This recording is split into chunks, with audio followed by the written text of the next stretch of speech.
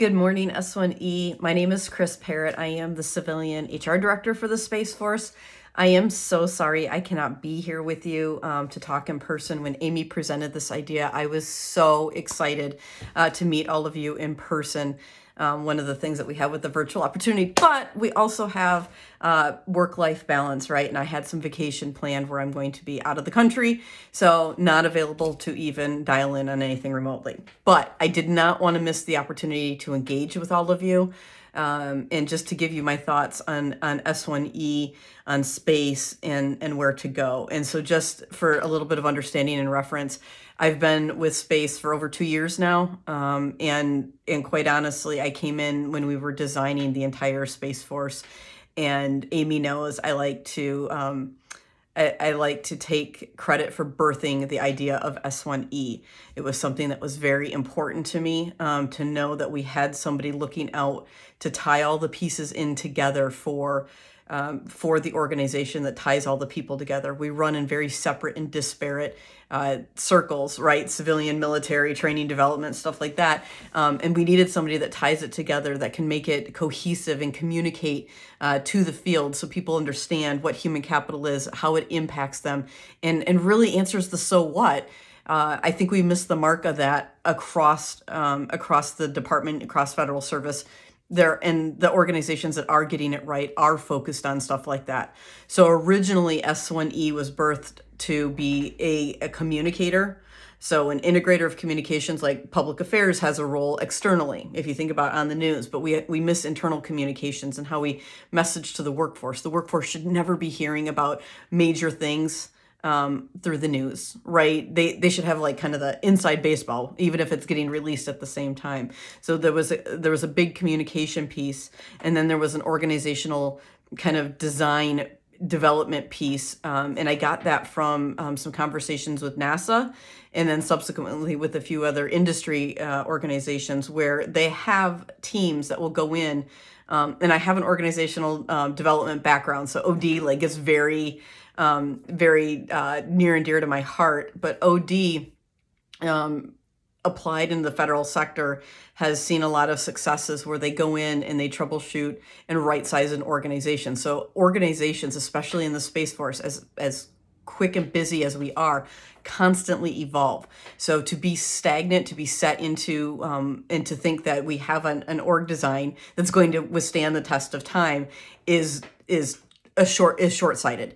And so we need somebody that will go in and be able to help diagnose if it's relationship, right? If it's kind of a one-on-one, if there's a supervisory issue, or is there not a right fit? Like, does the organization need to look differently, and kind of focus there? So that was the initial intent of S1E, and to be built out. And then through the evolution, and we talk about partnerships with the Air Force, we couldn't just rely solely on the Air Force to be able to articulate our position on family and support programs. And so there's a balance that needs to be had in the role that we have and the ownership of the program. And so in my mind, S1E is never intended to own all of those programs, though some programs are going to start creeping in. My word of caution has always been on S1E taking on that role is to cautiously accept responsibility and understand clearly what the role is in family and support programs, because that's a beast. It will take over the entire organization, and it's a good thing. Family and support programs are necessary. We need to have them, but it needs to have balance, because then it can take over the entire organization, and you're not an A1Z or an A1L or A1S, right? So you have a separate identity. And so how do you harness partnerships without always owning it? And so I think that's a big thing to remember about S1E. And additionally, when I was birthing S1E, I had one name and one person in mind that was going to be my whale of a recruitment. If I could get her, S1E was going to be successful. And she said yes. And so Amy agreed to come to the organization. And if you've gotten a chance to get to know her background, to know the energy and enthusiasm she brings to the thoughtfulness, it is the direction that you want to embody S1E. And so what I have seen her do and grow into this position just makes my heart soar. She's a connector, she's a collaborator, she's a communicator, and it is everything that this position needed. And she is turning around awesome recruits awesome, right? And so she has found in all of you some really great talent, great partners, great guardians that I am loving getting to know better, getting to watch you develop your programs and organize, and it is so exciting. I will say going forward, what I need help with as the civilian director, for anybody that's worked in a military department for more than a day, knows that there is a very segmented workforce. There's the military workforce, there's the civilians, there's some contractors, right, wrong, or different. General Raymond has said all guardian. And so where I need your help is to continue to infuse an all guardian message so that when something comes up, when a topic is brought up, you as the communicators are helping for me to have eyes on to say, should civilians be involved? Should civilians be included here? If you don't see them, don't just assume that it should be a military program. I need that help with that lift to be able to be the second set of eyes. We have been all over the place for the last couple of years, like plugging in and making sure that we get that voice heard. But to be able to have some additional eyes out there, some additional collaborators that are helping purport that message will be amazing.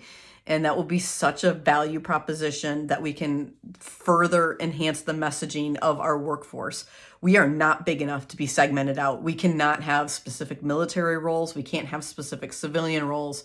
We need to look at the workforce and the totality of the talent that we have and be utilizing to swarm projects. And that starts with creating that mentality.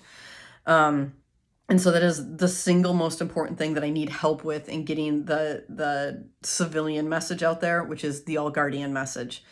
The second thing I would say is learn how to be a fast moving flow of water to communications. It's not the back and forth. It's understanding the messaging, how we've said things in the past, and articulating, even drafting, if you could, to say, hey, did I get the mark on this? Don't come to us and ask us to create something.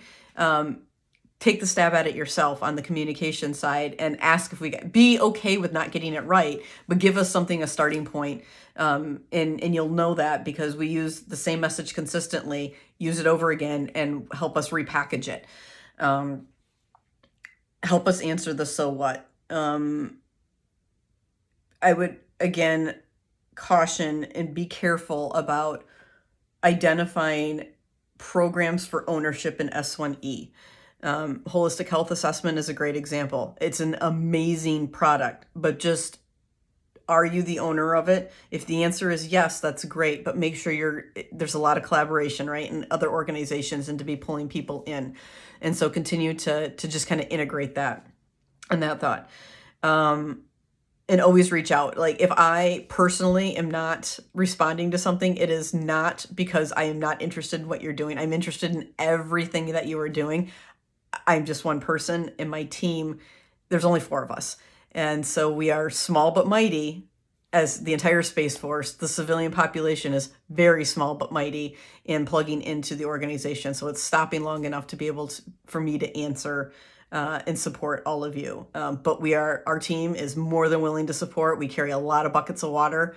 And so if you hear civilian, we're here for you. We're here to weigh in. If you don't hear civilian, but you're only hearing military, ask yourself, could this be for the entire workforce? Should this be for the entire workforce? And help get us that answer.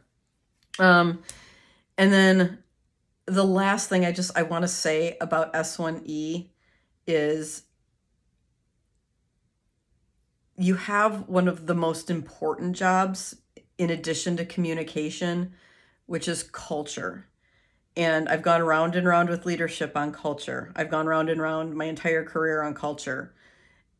And culture isn't something you teach. It's not something that you say, oh, we're going to have this culture. It's how you infuse that feeling, how you infuse that vibe, encourage behaviors, without ever having to say culture. That's how you create culture. So you know you're nailing the mark if you have culture and you don't even have to say it. You know the feeling. You can see by the behaviors that everybody is portraying and implementing. So I leave that with you. But I love the concept of S1E. I love the people that I see growing. You've got a very big bumpy path coming. It is never going to be clear. It's never going to be easy, but space is hard. And you've heard this and you're going to continue to hear it again. But what you don't hear after space is hard, is we are resilient, we are adaptable, and man, we move and do a lot. So it's exciting. It's invigorating, it's thrilling, and I thank you for the opportunity to come build space with us. I thank you for the opportunity to be able to share my thoughts on S1E and integration. I'm open anytime, and just continue to stay focused, stay visionary, be entrepreneurs, and help us build this organization so that it is something that we are putting on the map and going to be insanely proud of. So thank you. Semper Supra.